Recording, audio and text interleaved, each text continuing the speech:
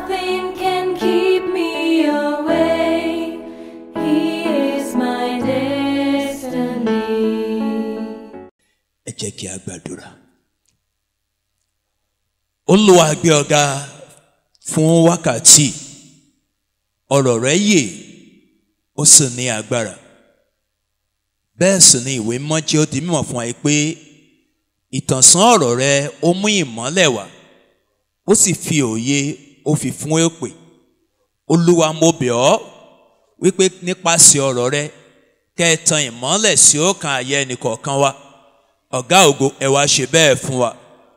Mo béèrè wípé iyè tí ń bẹ nínú ọ̀rọ̀ rẹ̀ kó wọnú ayé ẹnìkọ̀ọ̀kan wa wá. Ọ̀rọ̀ rẹ̀ kó mú ìdáǹdè wá fún wa. Ọ̀rọ̀ rẹ̀ kó mú ìtúsílẹ̀ wá fún wa. Ọ̀rọ̀ rẹ̀ kó mú agbára wá fún wa. Ọ̀rọ̀ rẹ̀ kó mú ìgbàlà wá fún wa. Kó mú ìmúpadàbọ̀sípò kó mú wá fún wa. Olúwa ògo ni fún orúkọ rẹ̀. Mo yọ̀ǹda ara mi fún ọ gẹ́gẹ́ bí ohun èlò láti lò ní wákàtí. Ẹ̀mí mímọ́, mo bẹ̀ ọ́ pé kó gba ìmọ̀lára mi.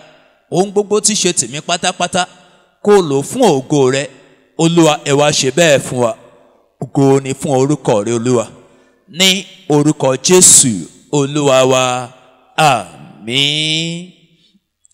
À ń kẹ́kọ̀ọ́ látinú ìwé Númérì orí 16 ẹsẹ̀ 42 sí 48. Ìwé Númérì orí 16 ẹsẹ̀ 42 sí 48. Ṣùgbọ́n mo fi ń dá wa lójú wípé a ò lè dédé kọ báwọn. A ó kíyèsí ọ̀rọ̀ Ọlọ́run láti inú ìwé oríhun lápapọ̀ wá. Tá a bá ń sọ nípa aládarí,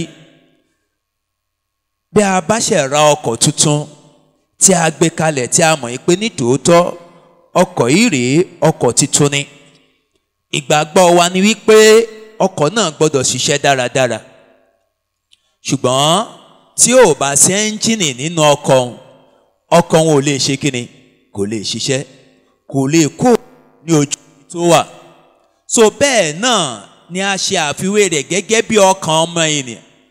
Láìsí ọkàn nínú ènìyàn, òkú lènìyàn, asán ní ènìyàn. Bẹ́ẹ̀ náà sì ni ìṣàkóso rí ní àwùjọ kọ̀ọ̀kan. Àwùjọ yòówù tí a bá tó wù ká wà, ipò aládarí ó ṣe pàtàkì. Bí ò bá sí aládarí nínú àwùjọ tá a wà, a mọ̀ pé kò sí ìṣàkóso, kò sí àfojúsùn, kò sí ète. Without leadership, there is no direction, there is no focus, there is no goal. Gbogbo ẹ̀ ó dàbí ìgbà tí a sọ pé lé àtètè kọ́ ṣe, ohun gbogbo wà kíni o, ó wà jùjù. So ìṣàkóso ohun gbogbo yóò wà jùjù. Ó fi hàn pé irú ibi tí àpéjọpọ̀ wà tí ò sí aládarí, ohun gbogbo ènìyàn ṣe kíni, wọ́n ṣe ohun tó wù.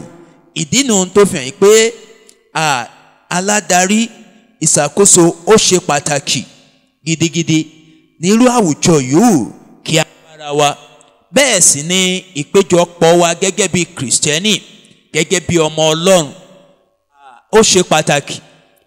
Ìdí tá a fi ní alákòóso, ìdí tá a fi ní olùṣọ́ àgùntàn, ìdí tá a fi ní ẹni tí ń darí olóòtú ilé ẹ̀kọ́ ọjọ́ ìsinmi, ìdí tá a fi ní disciples lifestyle director, ìdí tá a fi ní ọ̀gá akọrin, ìdí tá a fi ní alága MMU, ìdí tí a fi ní alága ẹgbẹ́ obìnrin oníhìnrere, adarí ikọ̀ ọba ọ̀run àti bẹ́ẹ̀ bẹ́ẹ̀ bẹ́ẹ̀ lọ. Nítorí pé bí ò bá sí àwọn aládarí òun, bá a bá la pè pàdé, a ó jókòó sí pàdé, a ó kàn ṣe kíni, a ó wò, ńgbà bá sọ̀rọ̀ tá a bá ṣe, a lọ. In fact, àwa mi ò tiẹ̀ ní wá nítorí pé a mọ̀ pé kò sí kíni o, kò sí aládarí.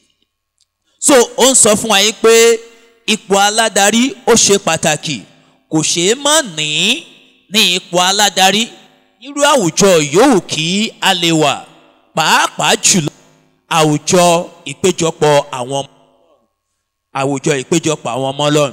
so ó ṣe pàtàkì nílùú àwùjọ yòówù èkì a lè ní tá a bá sì kíyèsí ìbújáde àrùn ní èyí tí à ń pè ní COVID-19 a rí i pé ó mú onírúurú ìpèníjà wá fún àwọn àwùjọ pàápàá jùlọ fún ìpéjọpọ̀ àwa ọmọlẹ́yìn Kristi.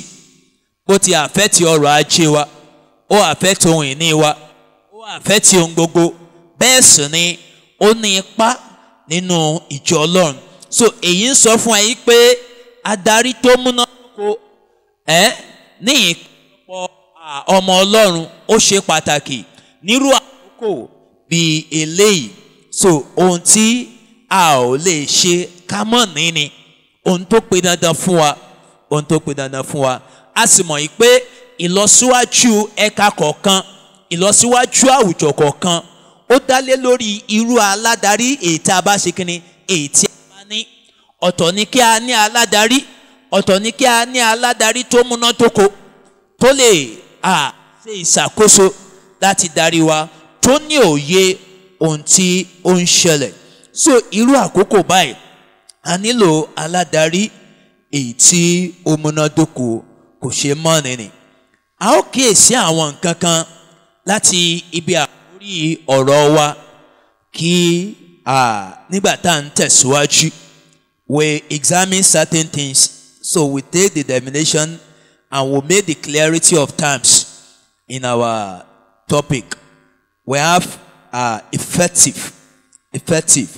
Tá a bá sọ pé nǹkan múnádóko, so ó ń túmọ̀ sí pé a ní àṣeyọrí. Kì í kàn sì ṣe àṣeyọrí gbòógì, àṣeyọrí tá a ní ète. Ó pé nígbà tí à ń bẹ̀rẹ̀ a ní àfojúsùn, a ní ète, a ní ibi tá à ń lọ, a kàn mọ́ dàwúrú pé ẹja mọ́ ṣe kíni, ẹja mọ́ lọ. So nígbà tí a bá rí àtọ́ka sí ohun tá à ń fẹ́ rè ní ìbámu pẹ̀lú ìgbékalẹ̀ wa àti wípé a wò pé èròǹgbà Ọlọ́run nìyẹn èyí tí ó sì fún wa ní oore ọ̀fẹ́ láti mú jáde, nígbà náà la sọ pé ó ṣe kíni, ó múnádóko. Ó fẹ̀yìn pé tá a bá rí èsì èyí tí à ń fẹ́ tàbí èsì èyí tí Ọlọ́run tó ti gbé kalẹ̀, so a decisive desire or effect, tá a bá wá ń sọ ń bẹ̀, ó túmọ̀ sí pé ó ní ète èyí tí bóyá alákòóso tàbí ọ̀gá iṣẹ́ èyí tó gbé kalẹ̀ tó ní ohun tí mò ń fẹ́ rèé ní òpin ọdún, ohun tá a fẹ́ kó jáde rèé ní òpin ọdún, a ní àkójọ kan báyìí ní òpin ọdún, ohun tá a fẹ́ rèé. Nígbà tá a bá ṣiṣẹ́ tá a bá wá rí, a wà yóò pé ní tòótọ́ ó ṣe kíni, ó múnádóko. Ohun tí ìmúnádóko ń sọ fún wa pé ó ní ṣe pẹ̀lú ohunkóhun èyí tí a ti pète rẹ̀ tàbí tí ìpéjọpọ̀ ilé iṣẹ́ tàbí ní ti ìjọ ìgbé àwò ìpé tọ̀ Ọlọ́run ti darí olùṣọ́ àgùntàn, ó ti gbé kalẹ̀ fún wa gẹ́gẹ́ bí bóyá ní àpéjọpọ̀ díàkọ̀ àti jíròrò rẹ̀, a gbé wá gẹ́gẹ́ bí ìgbìmọ̀ ìjọ, àti wò pé lópin ọdún ní ìbámu pẹ̀lú ọkàn Ọlọ́run ohun tá à ń retí rẹ̀, tó sì fún wa lórí ọ̀fẹ́. A sọ pé ó ṣe kíni, ó múnádóko. A ní èsì èyí tí à ń fẹ́, a ní èsì èyí tí à ń retí. Èyí wá ṣe pàtàkì láti sọ wípé kì í kàn ṣe ohun tí adarí wa tàbí pásítọ̀ tàbí mọdúrétọ̀ wa kalẹ̀, ṣùgbọ́n tí yìí ṣe ohun tó wà ní ìbámu pẹ̀lú ìfẹ́ Ọlọ́run gẹ́gẹ́ bí ìjọ Ọlọ́run, gẹ́gẹ́ bí agbo Kristi. Ó fẹ̀yìn pé ẹnìkan tá a ní gẹ́gẹ́ bí aládarí wa, ẹnìkan tá a ní tó ń ṣe ìṣàkóso, òun ni ta ni, òun ni Jésù. Èyí wá ń sọ fún ẹ pé ohunkóhun tá a bá sọ pé ó múnádóko, ó wà ní ìbámu pẹ̀lú ọkàn Kristi, ó wà ní ìbámu pẹ̀lú àgbékalẹ̀ rẹ̀. So èyí ń sọ fún ẹ pé gẹ́gẹ́ bí aládarí, yálà MMU, alága MMU ni, alága WMU ni, yálà olóòtú ilé ẹ̀kọ́ ìjọsìn ni, aládarí Disciples Lifetime, ọ̀gá akọrin ni, ikọ̀ ọgbà ọ̀run ni, lìdí àwa ni, GA wa ni, tàbí àwọn Sunday wa pẹ̀lú. Ó pé ẹnì kọ̀ọ̀kan wa a gbọ́dọ̀ mọ kí ni ọkàn Ọlọ́run fún fún ìpéjọpọ̀ tó gbélé wa lọ́wọ́. Nígbà tí a bá múṣẹ ńgbà òun la ṣe kíni ni ó múnádóko, kì í ṣe èròǹgbà ti ara wa ṣùgbọ́n tí ó wà ní ìbámu pẹ̀lú ìfẹ́ Ọlọ́run. Ó fi hàn pé gẹ́gẹ́ bí aládarí a gbọ́dọ̀ mọ kí ni ọkàn Ọlọ́run, kí ni ohun tí Ọlọ́run fẹ́ fún wa, ìgbà ló múnádóko. Èyí wá ń sọ fún wa pé tá a bá ń sọ nípa ìmúnádóko, àwa gẹ́gẹ́ bí aládarí a ní ojúṣe kan gbòógì láti ṣe. Ojúṣe tá a níṣe ni pé a gbọ́dọ̀ ní ìfarakínra pẹ̀lú Ọlọ́run. Nínú ìfarakínra wa pẹ̀lú Ọlọ́run láti mọ kí ni ọkàn Ọlọ́run fún ohun tó gbélé wa lọ́wọ́, láti mọ kí ni ọkàn Ọlọ́run, àti àwa tá a fi ta kókó bí kọ́mítì kọ̀ọ̀kan irú ọ̀rọ̀ yòówù ká lè máa lò fún nínú ìjọ wa. Àwọn míì lo kọ́mítì, àwọn míì lo ministry, àwọn míì lo orúkọ mìíràn. So irú orúkọ yòówù ká lè máa lò. So yálà building committee ni, yálà welfare committee ni, yálà maintenance ni, àwa tá a fi ṣe aládarí ń bẹ̀, ó túmọ̀ sí pé a gbọ́dọ̀ ní ìbáṣepọ̀ pẹ̀lú Ọlọ́run, a gbọ́dọ̀ ní ìfarakínra, a gbọ́dọ̀ mọ kí ni ọkàn Ọlọ́run fún àwùjọ tó ṣe kíni tó gbélé wa lọ́wọ́. Nígbà tá a bá mọ ọkàn Ọlọ́run, tá a bá ṣe, ìgbà ni a sọ pé ṣe kíni ó múnádóko, ó múnádóko. Nǹkan mìíràn tí a lè tún sáré kíyèsí ni pé kí là ń pè ní ìdarí, leadership. Leadership in an organization, especially in the body of Christ, cannot be overemphasized. It is its ability is the lead that determines a person's level of effectiveness. The leadership ability of a man, either for better or for worse, often decides his effectiveness and the possible influence of the association. Leadership is the ability to lead, that is, guide, direct, or influence people. Leadership is basically a process of guiding and directing a group of people to achieve a desired purpose. Tá a bá ń sọ yìí pé ìdarí, ìṣàkóso, ó ń sọ pàápàá jùlọ ní àpéjọpọ̀ ọmọlẹ́yìn Kristi. Ohun tá à ń sọ ni pé kò ṣe mọ́ọ̀nì ni gẹ́gẹ́ bí a ti wí ṣáájú. Agbára rẹ̀ láti darí òun ló mú ìmúnádóko òun ni ó mú jáde.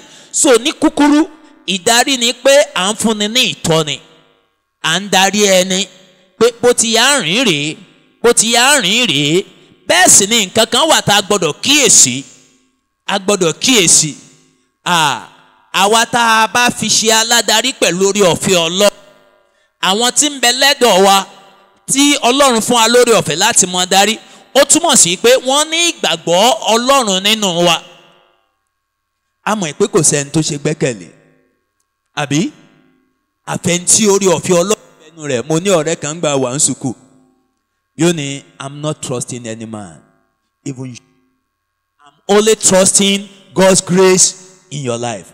So orí ọ̀fẹ́ Ọlọ́run tá a ní nínú aládarí wa, yálà olùṣọ́ àgùntàn, ẹ̀ka ilé ẹ̀kọ́ ọjọ́ ìsinmi ni, ìyówù kó lè jẹ́, ó fẹ̀yìn pé a ní ìgbàgbọ́ nínú òǹtọ̀hún wípé ó ní ìfarakínra pẹ̀lú Ọlọ́run, Ọlọ́run sì ń darí rẹ̀. Ìyí ń fẹ̀yìn pé ohunkóhun tó bá gbé wá, a gbà pé ó mọ ọkàn Ọlọ́run, wípé ọkàn Ọlọ́run ló ń ṣe kíni tó ń gbé wá fún wa. So èyí ń tọ́ wa láti darí wa pé bó ti yá rìn rèé, bó ti yá rìn rèé. So ó jẹ́ ẹni tó ní ipá lórí ènìyàn, he has influence on the people. So irú èèyàn bẹ́ẹ̀, irú mẹ́rin là ń pè ní ìṣàkóso. So à ń darí àwọn èèyàn tàbí àwùjọ èèyàn láti wòye pé kí ni ète tá a ní láti lè mú ṣẹ. So à ń pẹ̀lú ẹ̀nu aládarí. Tá a bá wá ń sọ ní ìbámu pẹ̀lú ìwé mímọ́, a biblical leadership is the response of the called men and women of God in obedience to their God-given tasks. Bá a bá ń sọ ní ìbámu pẹ̀lú ìwé mímọ́, èyí ní í ṣe pẹ̀lú àwọn tí Ọlọ́run ti pè láti gbé ojúṣe lé lọ́wọ́. Tí n bá sọ pé àwọn tí Ọlọ́run pè, ó tayọ àwọn olùṣọ́ àgùntàn wa. Mo gbàgbọ́ pé gbogbo àwa tá a wà ń bì la ní ìpè Ọlọ́run lórí ayé wa. So God called us to a specific assignment. He has given us a specific responsibility. Ó gbé ojúṣe kan lé wa lọ́wọ́. bá a bá yẹ ìwé mímọ́ wò á rí i pé onírúurú ni ìpè, kì í ṣe ìpè sí láti jẹ́ olùṣọ́-àgùntàn, kì í ṣe pé gbàtà bá sọ pé lágbájá gbọ́ ìpè ó di dandan kó ń tàn ṣe kíni kó lọ sẹ́mínárì. Rárá, a pè wá iṣẹ́ ìránṣẹ́ tá a gbélé wa lọ́wọ́. Ó fi hàn pé gbogbo iṣẹ́ tó ń bẹ nínú ìjọ a gbọ́dọ̀ wò ó tayọ yìí pé a kàn pè mí láti mọ ṣiṣẹ́. A gbọ́dọ̀ rí orin kíkọ gẹ́gẹ́ bí iṣẹ́ ìránṣẹ́. A gbọ́dọ̀ rí iṣẹ́ aṣọ́nà gẹ́gẹ́ bí iṣẹ́ ìránṣẹ́. A gbọ́dọ̀ rí ìkọ́ni yálà Sunday school tàbí DAP. A gbọ́dọ̀ rí gẹ́gẹ́ bí iṣẹ́ ìránṣẹ́. Ohun yòówù ká lè mọ ṣe a gbọ́dọ̀ rí gẹ́gẹ́ bí iṣẹ́ ìránṣẹ́. Tá a bá sì ń sọ nípa iṣẹ́ ìránṣẹ́, ìpè gbọ́dọ̀ wà síbẹ̀. Ó fi hàn pé kì í ṣe ohun tá a kàn jọ̀wọ́ ara wa pé mo fẹ́. A gbọ́dọ̀ ní commission wípé Ọlọ́run darí mi sí agbọ̀n yìí, so a gbọ́dọ̀ ní bàbá wa ti ní. Ó fi hàn pé a pè wá so ní ti ìbámu gẹ́gẹ́ bí agbo Kristi. Ó fi hàn pé a wá gbọ́ràn sí ohun tí Ọlọ́run pè wá láti ṣe. A pè wọ́ràn sí ohun tí Ọlọ́run pè wá láti ṣe, láti mú ṣẹ. So ìgbà náà òun là ń lo ipò adarí wa gẹ́gẹ́ bí ní ìbámu pẹ̀lú ìfẹ́ rẹ̀. So ó ń sọ fún wa yìí pé à ń dáhùn sí ètí Ọlọ́run, à ń yọ̀ǹda ara wa. Ipò adarí jẹ́ yíyọ̀ǹda ara ẹni fún ìmọ̀ràn Ọlọ́run, fún ìdarí Ọlọ́run àti fún ìtọ́ni Ọlọ́run. Èyí wá ń sọ fún wa yìí pé ohun kan ṣe pàtàkì ní ipò aládarí tí ó bá sì múnádóko: ìgbọ́ràn sí àṣẹ Ọlọ́run, ìgbọ́ràn sí ìtọ́ni Ọlọ́run, ìgbọ́ràn sí ìtọ́ni Ọlọ́run. Tá a bá wá kíyèsí láti bí orí ọ̀rọ̀ wa bákan náà, a ní ìpèníjà, challenge. Challenge is a test. So àyẹ̀wò ní ìpèníjà jẹ́, and I don't want to take challenge as a problem. At times when we are facing challenge, we take it as problem. But it is unresolved challenge, unmet challenge that becomes what? Problem. But a challenge is not actually a problem in our lives. So it's a test to us. It's a test to us. Ìwé àtúmọ̀ èdè òyìnbó kan òun ló sọ pé ohun tá a fi ń dán okun wa wò. So challenge is a test of strength, test of ability. Àwọn tó kẹ́kọ̀ọ́ nípa àwọn physics, ìmọ̀ kí ni physics náà? Ṣé ìmọ̀ ẹ̀rọ? Engineering ni ìmọ̀ ẹ̀rọ. So tó kẹ́kọ̀ọ́ nípa physics, wọ́n ṣàlàyé fún wa. Mo ń wo ọ̀gá mi kan tí wọ́n kọ́ in secondary school. Wọ́n wà mí, Mr. Olawo was my teacher in secondary school. He taught me physics, mathematics, and further maths. Alone tá à ń pè ní tensile what? Tensile strength. Àwọn kìíní tá a máa ń fi sí spring, tá a máa ń fi sí bí ẹnu ọ̀nà wa, tá a bá ti ṣí, tá a bá ti sọ́lẹ̀, kí ni ó ṣe? Yóò padà wá fún rẹ̀. So okun sì wà ń bẹ̀. So we are talking about the elasticity. So tó bá nà án fọ̀nfọ̀nfọ̀nfọ̀n, tá a bá jọ̀wọ́ rẹ̀, á padà wá. So bẹ́ẹ̀ ni ìpèníjà jẹ́. Ìpèníjà lè jẹ́ ohun tó nà wá hùhù, ṣùgbọ́n lábẹ́ bó ti wù kó rí, kò gbọ́dọ̀ gba agbára nù. Ó fi hàn pé a gbọ́dọ̀ ṣe kíni, a gbọ́dọ̀ padà wá. Kò gbọ́dọ̀ gba agbára Ọlọ́run sọ̀rọ̀. So àyẹ̀wò okun ni fún wa, àyẹ̀wò agbára, àyẹ̀wò ìdúróṣinṣin wa. Òun ni ó jẹ́ a challenge is a situation when ministry seems difficult to be done. Gẹ́gẹ́ bí welcome address moderator wa. So àsìkò tó dàbí pé iṣẹ́ ìránṣẹ́ nira, àsìkò tó dàbí pé iṣẹ́ ìránṣẹ́ ò rọrùn láti ṣe, ṣàmọ̀ yìí pé iṣẹ́ ìránṣẹ́ bó ti ní we have pain and we have what and we have gain. Bó ti ní èrè bẹ́ẹ̀ náà ló ní ìrora. Àwọn àkókò kan bẹ tí iṣẹ́ ìrọ̀rùn á dùn, iṣẹ́ ìránṣẹ́ rọrùn láti ṣe. Àwọn àkókò kan bẹ tó yẹ pé ó ṣe kíni, ó nira fún wa. So irú àwọn àkókò wọ̀nyí, àwọn ni à ń pè ní àkókò ìpèníjà. Ṣùgbọ́n àkókò ìpèníjà kì í ṣe àkókò tá à ń sá lọ, kì í ṣe àkókò tá à ń kúrò tàbí tá à ń pa ojúṣe tá a gbélé wa lọ́wọ́. Rárá, àkókò tá à ń dúró tiri ni. Àkókò tá à ń dúró tiri ni. Ọ̀kan lára àwọn ọmọ ìjọ ọ̀dọ̀ mi, ọgbẹ́ nǹkan kan sórí WhatsApp ọgbẹ́ kìnìún ó wá ya ojú bí kìnìún ṣe yà á báyìí òun náà dúró ó ní you face your challenge eyeball to eyeball. So ó túmọ̀ sí pé nígbà tí ìpèníjà dé tó fẹjú mọ́ wa a ò gbọ́dọ̀ ṣe kínni a ò gbọ́dọ̀ sá dúró. Àkókò là ń mọ ẹni tí a pè, àkókò òun ló ń sọ fún wa. Onírúurú sì ni ìpèníjà èyí tí a lè máa bá pàdé. Ọ̀kan lára ìtàwọn òṣìṣẹ́ máa ń lò láti fi gbẹ̀tọ́ wa lọ́dọ̀ ìjọba ní kíni o ní strike. Bó o bá fún mi ní ṣe kíni ní padà. Ìpèníjà ló jẹ́ fún ìjọba torí nígbà tí strike bá ń ṣẹlẹ̀ èrè náà kì í sábà wọlé fún ìjọba. So ìpèníjà ló jẹ́, ìpèníjà náà ló sì jẹ́ fún àwọn akẹ́kọ̀ọ́. Ṣé mọ̀ pé ńgbà kan àwa kan àmọ́ tí wọ́n ń pè ní strike, ńgbà wọ́n bẹ̀rẹ̀ sí ní ṣe strike, ńgbà wà ń sùkọ́ à ń bèrè pé kí ló ń ṣe kíni, kí ló ń jẹ́ strike, ẹ jókòó ẹ ní ṣe kíni, ẹ ní lọ school. Àwọn míì ti sọ ọdún mélòó kan míì irú ìrírí náà ta sì wà ń bẹ̀. Ó lè ẹlòmíì ti sọ ọdún náà nítorí irú ìpèníjà yìí.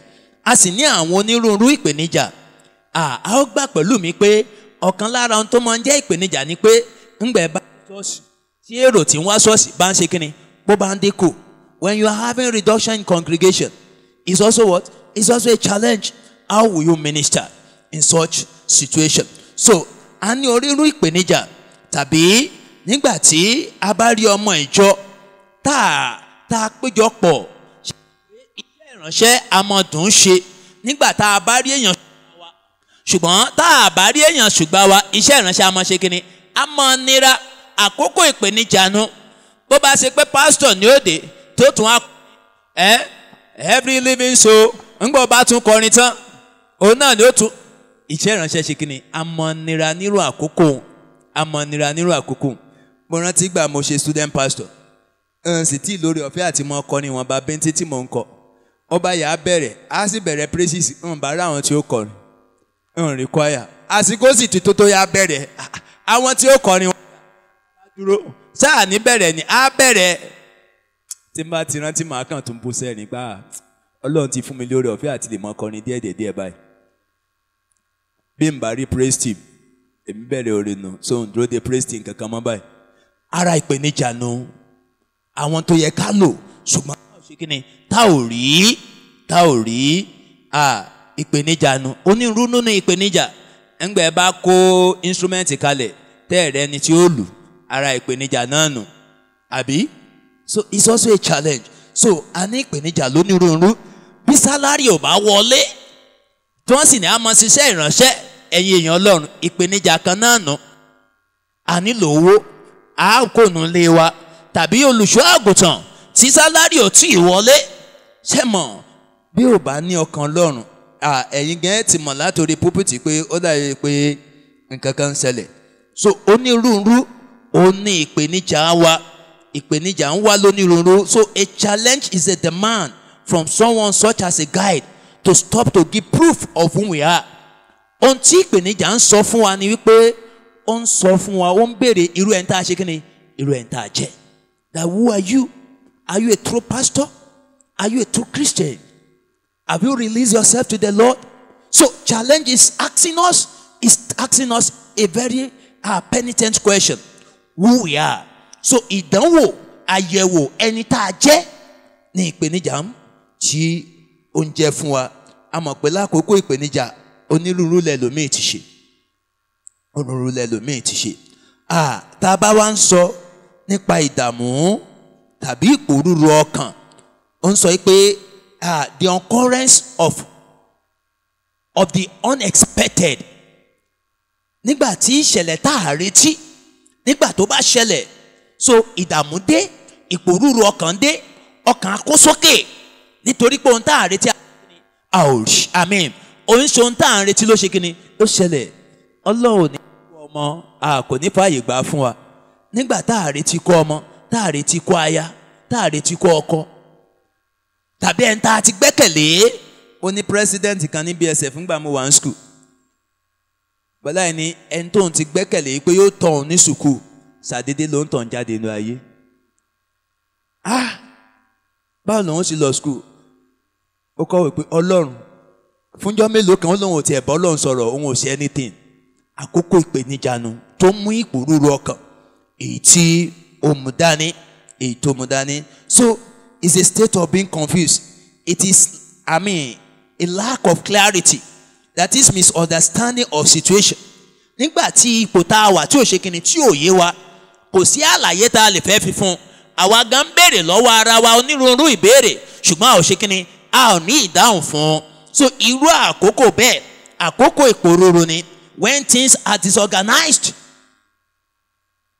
So irú àkókò ìpòrúru ọkàn ni, when a leader is in a confused state, he or she wonder, he may become afraid.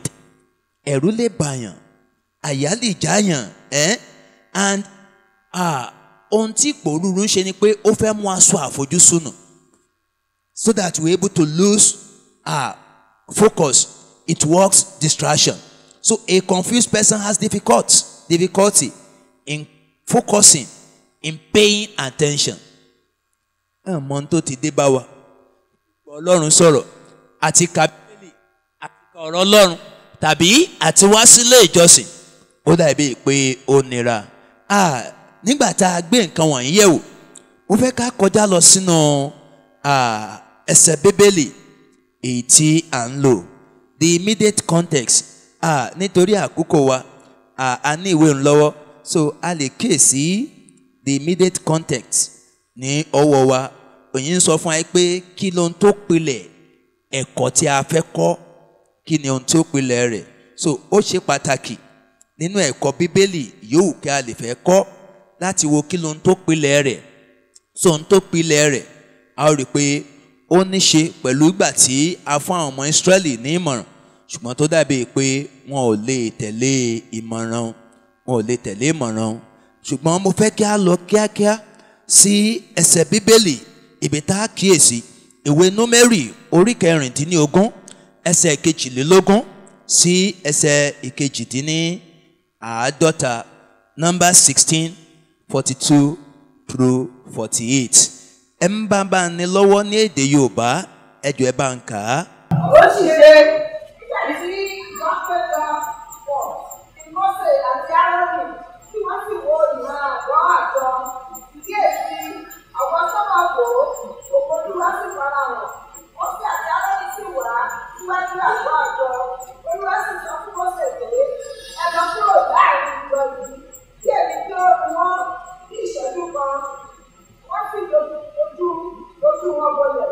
Mósè sì ní fún Áárónì pé fún àwo tùràrí kan tí ó sì fi iná sínú rẹ̀ láti orí pẹpẹ ìwá tí ó sì fi tùràrí lé orí rẹ̀ tí ó sì yára lọ sọ́dọ̀ ìjọ tí ó sì ṣe tutù fún wọn nítorí tí ìlú jáde láti ọ̀dọ̀ Olúwa lọ ìyọnu sì bẹ̀rẹ̀ náà.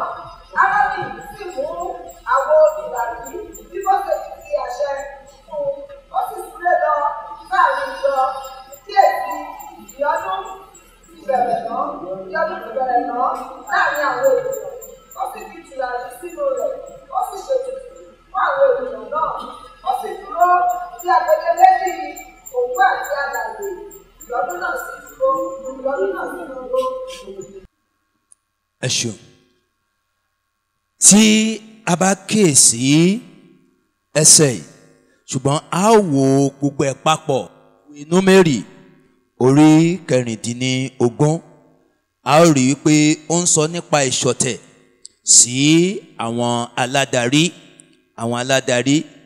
èyí tí ó sì wà nípa òpin rẹ̀ ó ń sọ nípa ìbálàjà, ìmúpadàbọ̀ sí ipò nípa ti èyí tí a rí gẹ́gẹ́ bí ojúṣe aládarí. So ó ń sọ fún wa ojúṣe aládarí tó múnádóko láàrin ìpèníjà. Gbogbo ẹsẹ̀ yìí orí Númérì orí 16 yìí a lè pín sí ọ̀nà mẹ́ta ni a lè pín sí. Èyí tó ń sọ nípa ìṣọ̀tẹ̀, ó ń sọ fún wa ẹsẹ̀ 1 dé ẹsẹ̀ 19.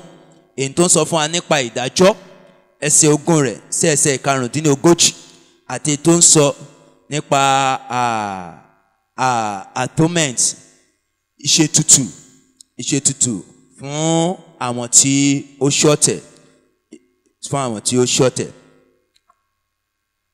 ṣùgbọ́n àfojúsùn wa ó ní ṣe pẹ̀lú ìpèníjà àti ipò ìpòrúurú, ó sì ní ṣe pẹ̀lú ìṣàkóso ètò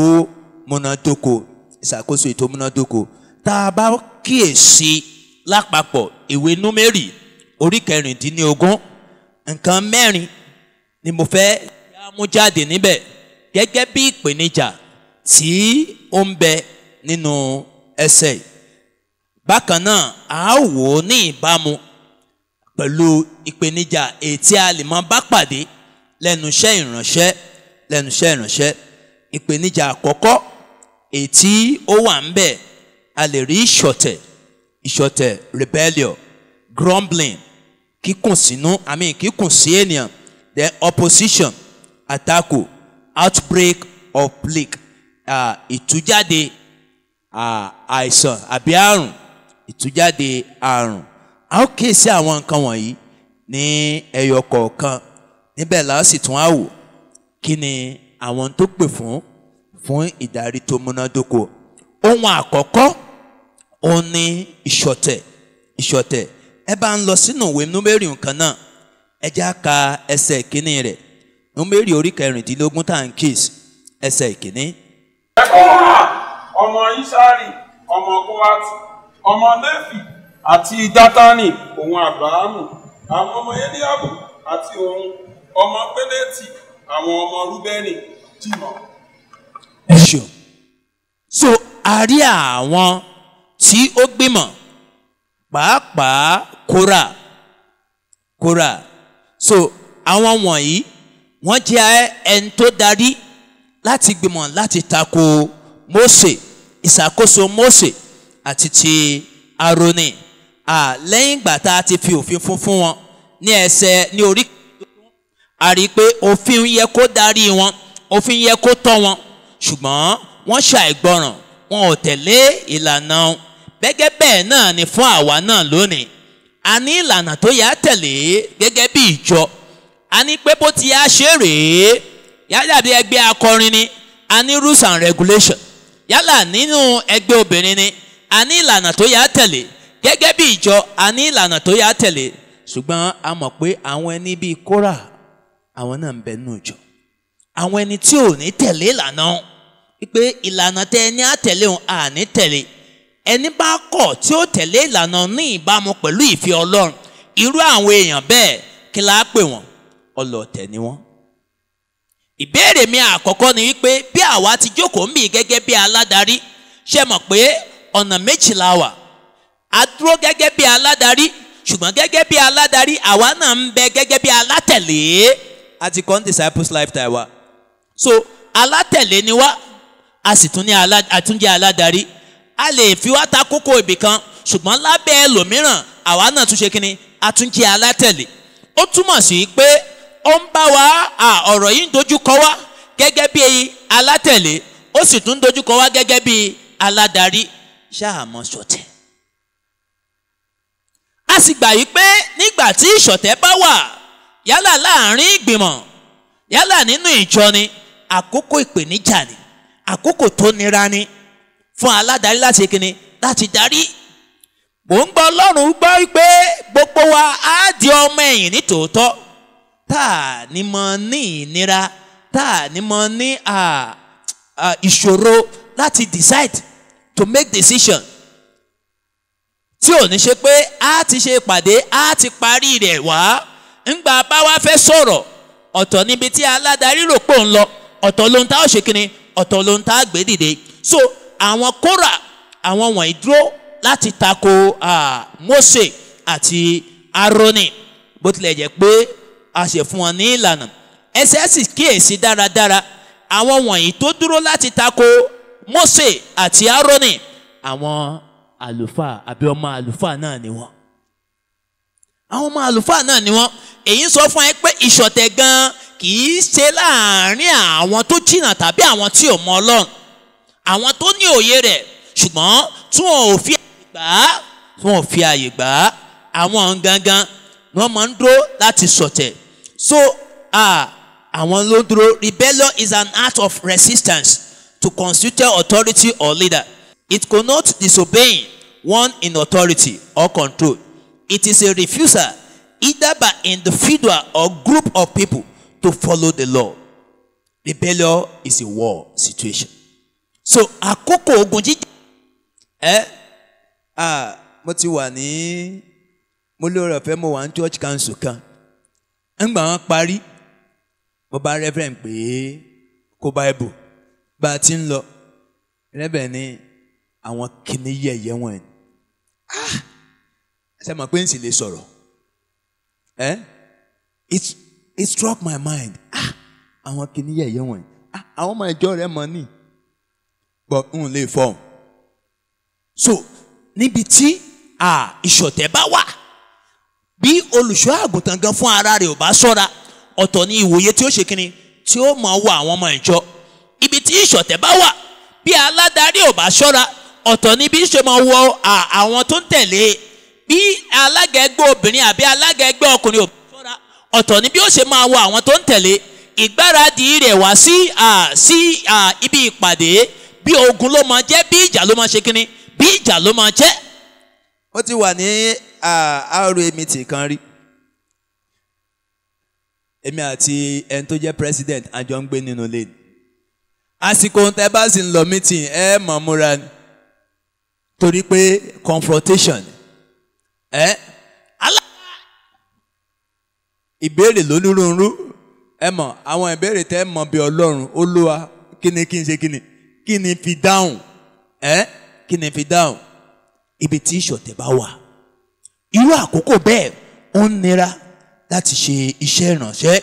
So àkókò ogun ni. So the path to rebellion against God begins with dissatisfaction and syncretism. Bá a bá ti ní ìtẹ́lọ́rùn ohun tọ́lọ̀ ń gbélé wa lọ́wọ́ bá a bá ti ìgbéraga bá ti gbé ènìyàn wọ̀ àìní ìtẹ́lọ́rùn. Mo máa ń rántí ètò ẹgbẹ́ obìnrin kan ń rántí ọdún bóyá 2015 bí 2016 bí 2017 níbi tí ẹgbẹ́ obìnrin tí wọ́n ti ṣètò níbi tí màmá kan ti wòye pé pẹ̀lú ojúṣe òun nínú ìjọ òun ló yẹ kí wọ́n fi ṣe treasurer wọ́n á fi òun ṣe aṣọ́nà òun níbi tó ń wà àìní ìtẹ́lọ́rùn. So irú àwọn ló máa ń darí ìṣọ̀tẹ̀.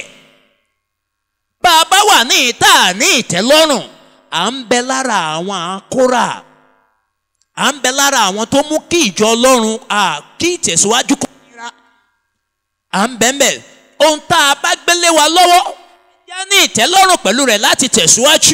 Bá a bá ní ìtẹ́lọ́rùn iṣẹ́ tó à ń ṣeun a ò ní lè ṣe dáadáa yóò mọ jàgọ̀. Bẹ́ẹ̀ sì ni àwọn tó ń ṣe iṣẹ́ tá a wò pé ń bẹ̀ ló yà wọ́n fi wá sí àníjẹ́ kí wọ́n ṣe kíni àníjẹ́ wọ́n ṣe é. Ìnira ni fún ẹni tó bá jẹ́ aládarí, ìnira ni fún olùṣọ́ àgùntàn, ìpèníjà ni fún olùṣọ́ àgùntàn. So ó máa ń wá nígbà tá a bá ti wá pẹ̀lú iyèméjì pẹ̀lú. So then move to grumbling about God and present circumstances. Korah led a group of people to mutiny against Moses. It is suffice enough to note that Moses and Korah were descended of Kohath. So ìran kan náà wọ́n ti wá ọmọ Léfì òun náà làwọn méjèèjì. Òyìn sọ fún ẹ pé àwọn míì gan tá a fọkàn sí nínú ìjọ àwọn gan lólórí ọlọ́tẹ̀ inú ìjọ tàbí nínú àpéjọpọ̀. Ṣùgbọ́n ẹ̀kọ́ yìí ń kọ́ wa ká bá lè wá láti mọ bá a ṣe bá wọn lò. Excuse me, bàbá la mature iṣẹ́ ńlá ń bẹ lọ́wọ́ wa. But oftentimes àwa tá a lá dàgbà nú ẹ̀mí ìṣesí wa ń gbà míì ó máa ń yani lẹ́nu. Àwọn ìgbà tí ò nílò ká react sí tó yẹ ká fi ìdàgbà nínú ẹ̀mí ká ṣe ká fi gbé.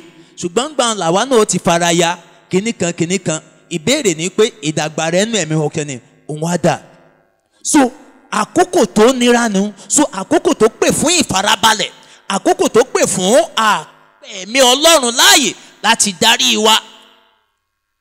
Ẹ má jẹ́ á gbàgbé pé lóòótọ́ àwọn míì ń bẹ nínú ṣọ́ọ̀ṣì kìrìsìtẹ́nì ni wọ́n ṣùgbọ́n kìrìsìtẹ́nì ni wọ́n gẹ́gẹ́ bí a ti kẹ́kọ̀ọ́ nínú master life wa ilẹ̀kùn ọ̀nà wọn méjèèjì wọ́n ti sílẹ̀ sí Ọlọ́run, bẹ́ẹ̀ wọ́n ṣe kíni, wọ́n ṣe sílẹ̀ sí Sátánì.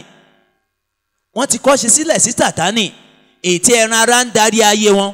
Ṣùgbọ́n ńgbà tí wọ́n láwọn fi ayé àwọn fún Jésù, tí wọ́n ṣí ilẹ̀kùn ayé wọn sílẹ̀ fún Ọlọ́run, wọn ò rántí tì í wípé ti ẹran ara ẹja ṣe kíni, ẹja tì í, wọn ò tì í mọ́. So bọ́n ti ń gbà lọ́dọ̀ Ọlọ́run, bẹ́ẹ̀ wọ́n ń gbà lọ́dọ̀ Sátánì. ńgbà láàmú wò pé ṣe bẹ́ẹ̀ sì ti di àtúnbí, kò tí ì tilẹ̀kùn ayé rẹ̀ sí Sátánì ni. So ẹran ara sì ń ṣe kíni, ẹran ara sì nípa lórí ayé wọn. Irú àwọn ni àwọn Kórà, àwọn tó ń wò pé kí ló olùṣọ́ àgùntàn ń ṣe, èmi gan lè ṣiṣẹ́ olùṣọ́ àgùntàn. Àwọn tó ń wò pé ó sì ń lọ káàkiri sétorí pé ó jẹ́ alága ẹgbẹ́ obìnrin ni, èmi gan lè ṣiṣẹ́ alága ẹgbẹ́ obìnrin, kí ló ń ṣe tá a rí rí. Àkókò tó nira nù, àkókò ìṣọ̀tẹ̀, àkókò ìṣọ̀tẹ̀. So this reveals that a very close person to you, even your relative, can be against you in ministry. Matthew 10:36. It is a confusing state when a man you trusted so much rises to rebel against you. It is taking over a responsibility that does not belong to you. The Bible says they were insolent, that is, they were rude and arrogant. They lack respect. They lack respect. Nkele opposition, atako. So Numbers 16, eba nkese kechi, eba nkese keta àti ẹsẹ̀ kejìléníogójì. Wọ́n sì kó ara wọn jọ pọ̀ sí Mósè àti sí Árónì, wọ́n sì fún wọn pé ó tó gẹ́, nítorí pé gbogbo ìjọ ni ó jẹ́ mímọ́, olúkúlùkù wọn, Olúwa sì ń bẹ láàrin wọn, nítorí kílẹ̀ ní àṣẹ gbé ara yín ga ju ìjọ Olúwa lọ.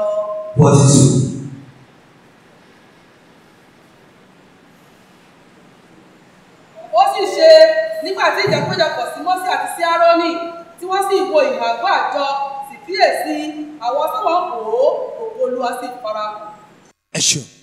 So ìṣọ̀ ètí Kórà dìde, ó kó àwọn èèyàn jọ, pé arọra mọ bẹ̀rẹ̀ díẹ̀ ni, bí ìwúkàrà ni, bẹ́ẹ̀ la mọ ṣe kíni, la mọ ràn, iná rẹ̀ á mọ ràn. Ó kó àwọn èèyàn jọ, wọ́n dìde tako Mósè. Excuse me, gbogbo ìlàjẹ mímọ́. So kò sí nǹkan tó ń ṣe tó ṣe kíni tó yàtọ̀, kí ló wá tì í ṣe.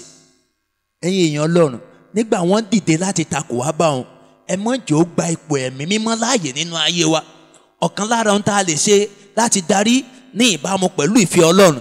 Bí ò bá ṣe bẹ́ẹ̀, ẹ̀mí a máa wí lọ́dọ̀ wa, máa ní pé àìtí ìdàgbà ni nú ẹ̀mí. Nígbà wọ́n dìde takò ọmọ ó dáhùn ṣe mọ́, ẹgbàṣẹ́ ẹ̀yìn mo gbélé lẹ̀, iṣẹ́ ẹ̀ta ni, ṣé iṣẹ́ pásítọ̀ ni, ṣíṣe alágẹ̀mẹ̀mì, ṣíṣe WMU ni, àìdàgbànú. So àwa tá a wá fẹ́ darí, a gbọ́dọ̀ jẹ́ kí ìyẹn náà kó wá fẹ́ tiwa. So ohun tí wọ́n ń jà sí ni ipò kíni o, ipò aládarí. The action is an indication of rejecting God and his leadership over them. Opposition is a conflict, resistance or disagreement. They are self-honored seekers. Àwọn tó ń wá ipò ara ẹni, irú àwọn èèyàn. So irú rẹ̀ ń bẹ nínú ìjọ. They rose against Moses implies that they serve as adversary. Àwọn tó dúró gẹ́gẹ́ bí alátakò, gẹ́gẹ́ bí ọ̀tá. A lè ka àwọn ẹsẹ̀ Bíbélì tí ń bẹ ń bẹ. Ìpèníjà mìíràn èyí tá a rí ń bẹ ni pé wọ́n kùn sí Mósè. Wọ́n kùn sí Mósè. Ẹ bá ń kẹsẹ̀ 14 àti ẹsẹ̀ 21.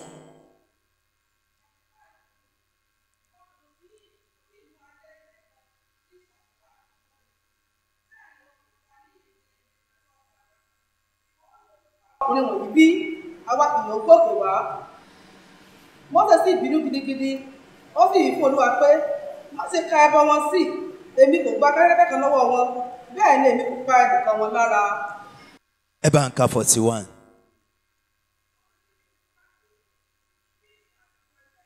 41.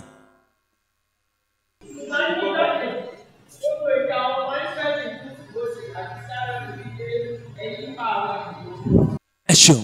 So ìkùnsínú àkọ́kọ́ ti kọ́ wá. Ńgbà táwọn èèyàn rí pé àwọn wọ̀nyí kù, wọ́n ń kú, ìkùnsínú ẹlẹ́ẹ̀kejì ó tún padà wá ní ẹsẹ̀ 21.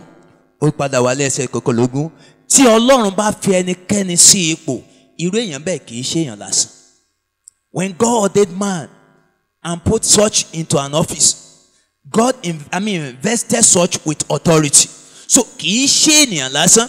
Ìdìde láti máa tako olùṣọ́-àgùntàn, ìdìde láti máa tako akọrin, ìdìde láti máa tako àwọn díákọ́nì, láti máa tako àwọn tí Ọlọ́run gbé sípò, ìdìde ìtakò Ọlọ́run. So it is an opposition against God, nítorí pé wọ́n ń ṣojú Ọlọ́run.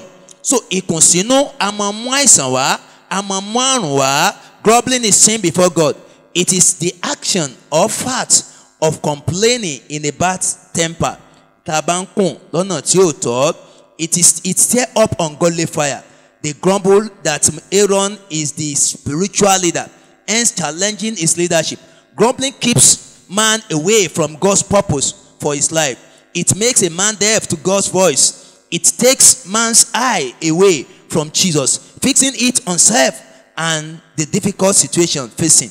It affects relationship and hinders smooth running progress of the body of Christ. So it brings divine judgment. Divine judgment. Àwọn tó kùn ìdájọ́ Ọlọ́run ó wá sí orí wọn.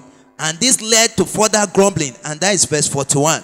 And leavening against Moses and Aaron. This shows that the community was a stiff-necked people, and uncircumcised in heart. This is a great challenge to any leadership. The question is, how can we ensure effective leadership in such situation? So grumbling steals away good health, sound mind. It makes man an irrational being. It is yeast in the body of Christ. It causes destruction. Do you grumble when God doesn't give you what you want or crave for? Your complaints displease the Lord and inflict pain upon his heart. Ó gbàgbọ́ pé ẹ̀mí mímọ́ Ọlọ́run yóò túmọ̀ rẹ̀ sí ọkàn àyà wa nítorí pé àkókò tá a fún mi ó ti ń kọjá lọ. So nǹkan ẹlẹ́ẹ̀kẹrin ni ìtújáde àjàkálẹ̀ àrùn, the outbreak of plague. Ẹ já ka ẹsẹ̀ ìkẹrìndínláàádọ́ta àti ìkẹtàdínláàádọ́ta verse 46 and ìtújáde ìyọnu láti ọ̀dọ̀ Ọlọ́run ṣe kíni ó ti bẹ̀rẹ̀. Ẹ ń bá ṣọ̀tẹ̀, ẹ ń bá kùn, ẹ ń bá dúró ní àtakò, a mọ̀ rí ìtújáde ìyọnu láti ọ̀dọ̀ ta ni? Láti ọ̀dọ̀ Ọlọ́run. Ìbéèrè ni pé ìrírí tá à ń là kọjá ṣé kì í ṣe ìtújáde láti ìyọnu láti ọ̀dọ̀ Ọlọ́run? Nítorí náà kò tọ́ fún ẹnikẹ́ni nínú wa láti dé láti kùn tá a bá ní òye nǹkan kan nípa ìṣàkóso àbí ìdarí. Ohun tó yẹ ká ṣe ni pé ẹ jẹ́ á gbàdúrà, ẹ jẹ́ á fi àdúrà gbé àwọn aládarí wa ró, ẹ jẹ́ á fi àdúrà gbé wọn ró. So ìtújáde ìyọnu ó tú jáde. So àkókò ìnira láti ṣiṣẹ́ ìránṣẹ́ nù gẹ́gẹ́ bí adarí, a gbà pé ẹni tó dàgbà lẹ́mìí ni wá, ẹni tí dàgbà lẹ́mìí lè bọ́ sí ipò adarí. Nítorí irú àwọn àkókò báwọn yìí, àkókò tó nira láti ṣiṣẹ́ ìránṣẹ́ ni. Bàbá rẹ̀ ń tó dúró láti takò wá tí ìyọnu dé bá, kì í ṣe ayọ̀ aládarí kankan láti pé ohun tó ṣe ló ṣe kíni, ohun tó ṣe ló gbà, Ọlọ́run ọmọ wọ́n á mọ̀ pé èmi ṣe Ọlọ́run ló yàn mí síbẹ̀. There is no joy in it. There is no gain in it. As a leader, lóòótọ́ wọ́n ṣọ̀tẹ̀ ní, lóòótọ́ wọ́n ṣe bí ní, ṣùgbọ́n a rí pé ìdájọ́ Ọlọ́run ó ti kọjá lọ sórí ayé wọn. Síbẹ̀ àwọn tó kọjá lọ ti kọjá lọ, but orí ọ̀fẹ́ sì tún ń bẹ fún àwọn tó tún kù nígbà tí ìyọnu dé. Nígbà tí ìyọnu dé, so ìtújáde ó jáde sí orí wọn.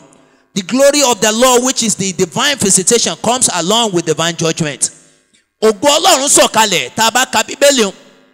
Nígbà tí ògo Ọlọ́run sọ̀kalẹ̀, ìtújáde ìyọnu tún dé bá wọn. Ó fi hàn pé ògo yìí nígbà tó sọ̀kalẹ̀ ó lè mú ìdájọ́ dá. When we see the glory, we believe it is the manifestation of the presence of God. But if it is a situation, if it is a rebellious situation, the divine glory, the glory of God can still come with what? With divine judgment. So ìkìlọ̀ ni fún ẹnì kọ̀ọ̀kan wa pé a gbọ́dọ̀ yàgò kó ná àwọn nǹkan wọ̀nyí. The plague was an indication of God's displeasure ìpè inú Ọlọ́run ò dùn sí wọn. Grumbling is a very serious deadly sin. 14,700 died as a result of plague. Nítorí pé àjàkálẹ̀ àrùn. Ṣùgbọ́n iye àwọn tó kú nítorí pé wọ́n kù a rí i pé iye wọn wọ́n ṣe kínní wọ́n pọ̀ ju àwọn tó kọ́kú ṣáájú lọ. Àwọn tó kọ́kú 250 lásán ni wọ́n. Ṣùgbọ́n àwọn tó tún kú lẹ́ẹ̀kejì wọ́n tún pọ̀. Èyí fi hàn pé inú Ọlọ́run ò dùn sí. So the word plague signifies a stroke, a blow, a stripe or wound. It denotes a pestilence or some other vital disease which would naturally be regarded as an extraordinary scourge proceeding directly from the Lord. The Hebrew word ẹja fi hàn lẹ̀. So ohun tó ń túmọ̀ sí pé it's a strong blow, it's a death word, it's a death blow. Moses and Aaron Mose àti Aaroni wọ́n dúró níwájú Ọlọ́run. Mo fẹ́ kí a kíyèsí nǹkan kan bẹ́ẹ̀ nínú ìwé ọwọ́ wa wọ́n ti bá wọn dá line kankan bẹ́ẹ̀. Moses and Aaron come to the front of the tent. They dwell where God's presence was manifested. For you not to experience or partake in the plague, you must dwell where God's presence is manifesting. Ìbéèrè ni pé àwọn wo làwa bá pàgọ́? Ṣé àwọn lọ tẹ̀ni níbi tí ògo Ọlọ́run tó ti tú ìbínú ìyọ́nú rẹ̀ jáde, àbí àwọn tó dúró ní ìhà ti Ọlọ́run? So ibi a bá pàgọ́ sí yóò sọ bóyá ní ìpín nínú ìyọ́nú nínú ìbínú Ọlọ́run tàbí kò ní ṣe kíni, kò ní dúró dọ̀ wa. Ó fi hàn pé pàgọ́ rẹ ní ibi iṣẹ́ rẹ ní inú ilé ní ìjọ Ọlọ́run ó ṣe pàtàkì. Irú àwọn tí a bá bá pàgọ́ ó ṣe pàtàkì. A typical example of plague which is globally a topical issue and of concern is coronavirus pandemic. COVID-19 has posed and still posing a serious challenge to us. Either COVID-19 is the display of God's wrath against the universe or not has been a subject of debate to some. So the following can be deduced from the passage in relation to COVID-19. COVID-19 is a present global pandemic. It's like any pestilence that God might have allowed for his own purpose. It's a divine way of calling the universe to comprehend that God is more significant than all conditions. A way of punishing the humanity because God's nature is holy and cannot endure sin. Scientists might have been working to give explanation to the causes and genesis of COVID-19. It is evident from the scripture that God permits it to chastise his people and punish his foe. COVID-19 is as a result of human pride. COVID-19 is a warning of repentance, and that one is adapted from the Nigerian Baptist, written by Reverend Oladimeji. So, however, our major concern should be the lesson God wants us to learn from it. At a terrible moment like this, people tend to be far away from God, and leadership seems to be a thing of mess. How should we as leaders lead effectively? Báwo la ṣe darí nírú àkókò báyìí? Nǹkan àkọ́kọ́ èyí tá a nílò láti ṣe ní ìbámu pẹ̀lú ẹ̀kọ́ wa, ẹ jẹ́ ní ìdánilójú ìpè wa, ìpè sí iṣẹ́ ìránṣẹ́. Bàbá ní ìdánilójú ìpè sí iṣẹ́ ìránṣẹ́, iṣẹ́ tá a gbélé wa lọ́wọ́, nígbà tí nǹkan nira a fẹ́ padà sẹ́yìn. Nígbà tí nǹkan nira a fẹ́ ju iṣẹ́ ńlẹ̀ pé ẹ ṣe kíni, ẹ gba iṣẹ́ yín, ẹ mọ̀ ṣe òun ṣe kíni, ń ṣe mọ́, ẹ jẹ́ ń sinmi. Jésù ẹni tá à ń tẹ̀lé, tá à ń wò gẹ́gẹ́ bí olùpilẹ̀ṣẹ̀ àti aláṣepé ìgbàgbọ́, òun náà ṣe kíni, òun náà ní àdójúkọ, òun náà ní ìnira, wọ́n kùn sóò náà, ṣùgbọ́n kò ṣe kíni, kò ju iṣẹ́ ńlẹ̀. So ẹja ní ìdánilójú ẹni tí ó pè wá sí iṣẹ́ ìránṣẹ́. One major thing that is very paramount to effective leadership is in the midst of challenges and confusion. Nǹkan ẹlẹ́ẹ̀kejì, have no any idea of yourself. Have no any idea of yourself. Ẹ sáré bá ń kẹsẹ̀ kejìdínlógún, number 16:28. A lè ka Pétérù Pétérù kìíní orí kẹta ẹsẹ̀ kẹẹ̀ẹ́dógún náà sí. Number 16:28.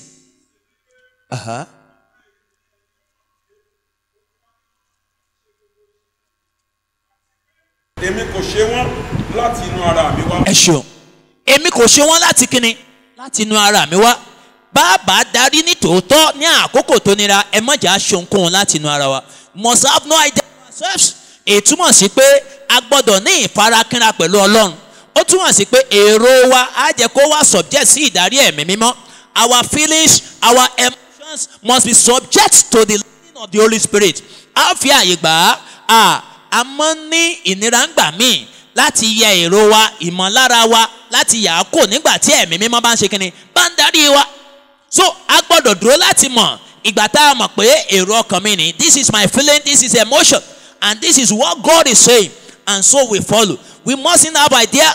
WMU must not have idea of himself, the president, the MMU, the church pastor, alidia director, àwọn wa mi orúkọ yòówù ká lè mọ̀ pé RA director ni. We must not have any idea of our home. Ó fi hàn pé a gbọ́dọ̀ dára lé Ọlọ́run pátápátá.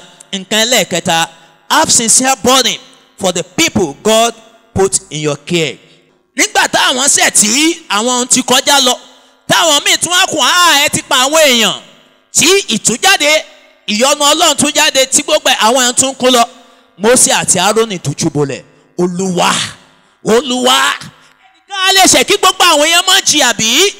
Wọn ò dúró wípé ṣe bẹ́ẹ̀ yìí tún pàgọ́ ti àwọn ọlọ́tẹ̀ kíkú lẹ́kùú. Aládarí èsì báwọn. Aládarí èsì báwọn. Ẹjọ́ mọ̀ jìyà rẹ̀ lọ. Aládarí èsì báwọn. A gbọ́dọ̀ ní ìtọ́ni Ọlọ́run. A gbọ́dọ̀ ní ìdarí Ọlọ́run. So wọ́n ní they have burden. Kí la lè pe burden? Ipò ń gbẹ.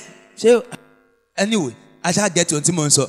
So wọ́n ní wọ́n ò kàn darí is not by flesh. So they have concern. So the leadership ability is what? Is within them. They have that burden. Ipò ó ṣe kí ni? Ó yá. Ìgbà míì wà tó yẹ pé àkókò tó yá ní ìsinmi ń tòótọ́, ìsinmi ń tọ́ sí wa. A lè interrupt ìsinmi pé ó tún ṣe kí ni? Ó tún yá. Ìgbà míì tí pásítọ̀ bá ń wọlé tó yẹ kó sinmi, ó lè tún gbọ́n tí ó pè fún pásítọ̀ kó ṣe kíni, kó jókòó, ó tún gbọ́dọ̀ gbéra. So irú àkókò ń bẹ. So a ní ipò ń gbẹ fún àwọn tá à ń darí. A fẹ́ wọn. We must love them. A fẹ́ wọn. Ìfẹ́ wọn kì í ṣe nítorí ipò tá a gbélé wa lọ́wọ́, ṣùgbọ́n nítorí Kristi ṣe kíni, Kristi ń rọ̀ wá. Ọ̀kan lára ẹsẹ̀ wúrà àwọn ẹgbẹ́ ẹ̀kọ́ ọba ọ̀run pé ìfẹ́ Kristi ṣe kíni, ìfẹ́ Kristi ń rọ̀ wá. The love of Christ compels us. So we must be compelled with the love of Christ. It's not just a mere feelings. So a gbọ́dọ̀ fẹ́ wọn dáradára. So a gbọ́dọ̀ ṣe tán láti dúró ní àlàfo. Nǹkan ẹlẹ́ẹ̀kẹrin nu. So a lè ka àwọn tó wà ń bẹ̀. Standing in the gap. Ẹ bá ń lọ sí verse 46 and 48. Ẹ bá ń ka 48. Dúró lábẹ́lẹ́ méjì, òkú àti alààyè. Ìyọnu náà ṣe kìíní, ìyọnu náà dúró. So a gbọ́dọ̀ kọ́ bí a ti ń dúró ní àlàfo. Ẹ má jẹ́ á gbàgbé ìwé Èzíkẹ́lì. Ó ní èmi ń wá ẹnìkan tí ó ṣe kìíní, tí ó dúró lálàfo. Ṣùgbọ́n nígbà tí kò rí, ó ṣe kìíní, ó pa wọ́n. Ojúṣe wa ni lábẹ́ bó ti wù kó rí. Lórí eékún wa, a gbọ́dọ̀ mọ̀ ṣe kìíní, a gbọ́dọ̀ mọ̀ ṣí pẹ̀lú lóòrèkóòrè. So a kàn pè wá láti jẹ́ pé ká mọ àjẹ́ ìgbádùn tàbí gbọ́ orúkọ pé we are not called to accumulate honour. Ìpè kí wọ́n bá lè mọ̀ pé àwa la wà ń bẹ̀. A gbé ojúṣe lé wa lọ́wọ́ ni. So irú àkókò a gbọ́dọ̀ gbàdúrà. Ó dúró láàrin alààyè àti òkú. Your censer, incense and fire from the altar are highly needed and essential to stand between the gap, to prevent further death and stop the plague. To ensure effective leadership, a leader must be willing to die, to give up his what? His life on behalf of the congregation. Gẹ́gẹ́ bí Esther ṣe ṣe. So a gbọ́dọ̀ ṣe tán láti fi ẹ̀mí wa wéwu. Bá a ti lè fẹ́ ẹ̀mí wa wéwu, kò sí nǹkan tá a ti lè ṣe. A gbọ́dọ̀ fẹ́ ẹ̀mí wa wéwu. Jésù náà fẹ́ ẹ̀mí wa rẹ̀ wéwu. The standing between the dead and the living intimate us with the concept of divine healing. Leaders must arise to unleash their God-given gift for divine healings. Ní ìparí, àkókò ìrọ̀rùn ń bẹ. There are moments of loss, there are moments of pain, there are moments of gain, there are moments of joy. So as leaders, we must understand that leadership entails the process of influencing the congregation to achieve our God-given tasks. We must be enthusiasm, and a sense of urgency deliver our leadership responsibility. A gbọ́dọ̀ gbàgbé ìmọ̀ràn Paul. Ẹ jẹ́ á lọ kà á nínú ìwé Róòmù orí 12 ẹsẹ̀ 9 sí ìkẹtàlá. Mo parí pé pẹ̀lú ọ̀rọ̀ Maxwell that effective leadership is not just about possessing authority. It goes beyond having the technical training and following the proper procedure. Effective leadership is being the person others will gladly and confidently follow. Ẹ má jẹ́ á gbàgbé pé mo sọ pé ìpèníjà ó ń dán wa wò, ó sì ń béèrè ìbéèrè lọ́wọ́ wa pé ta là wá ṣe kíni, ta là wá jẹ́. Ńgbà táwọn èèyàn bá rí irú èèyàn táwa jẹ́ tó ń nípa dúró, ìgbà náà ni wọ́n ṣe kíni, wọ́n tó lè tẹ̀lé. Ìgbà náà wọ́n tó tẹ̀lé.